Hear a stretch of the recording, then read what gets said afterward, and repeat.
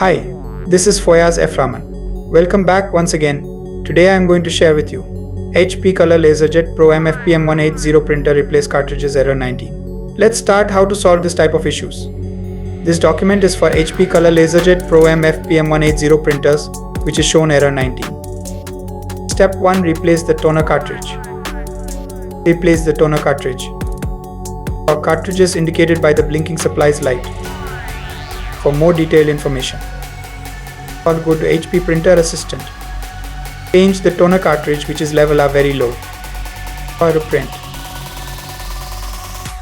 If the error persists, continue to the next step.